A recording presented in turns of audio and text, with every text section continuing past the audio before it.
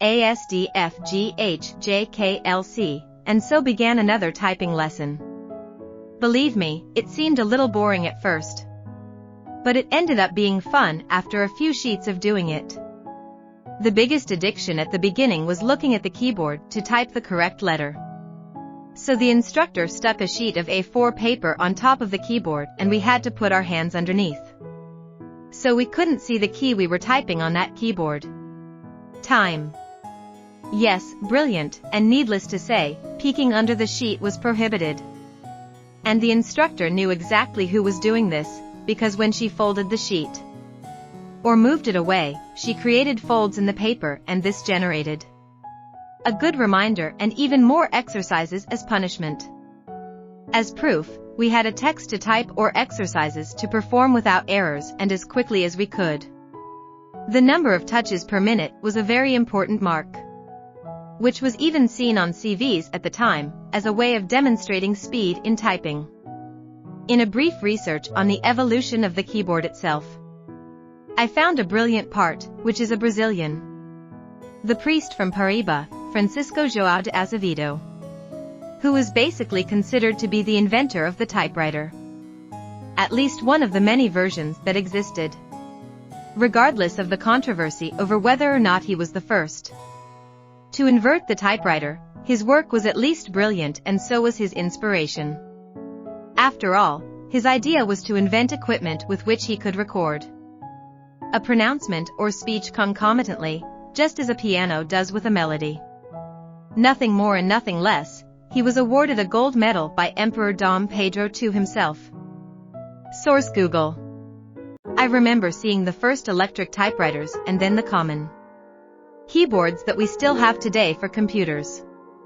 We know about the countless versions that exist and that today we can even, without touching the keys, write words, phrases and long texts, through the interpretation of our voice.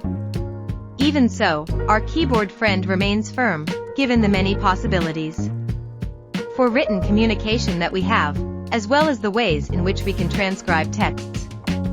We used to use our hands, now we have the use of voice and we can generate, with the help of robots, AI, ChatGPT among others, texts of different shapes and formats.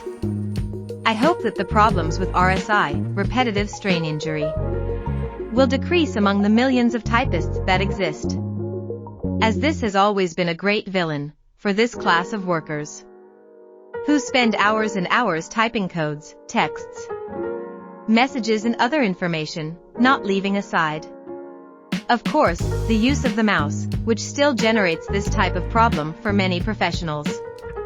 Does anyone still remember the famous recommendation to take a brief break every 45 minutes to relax your hands?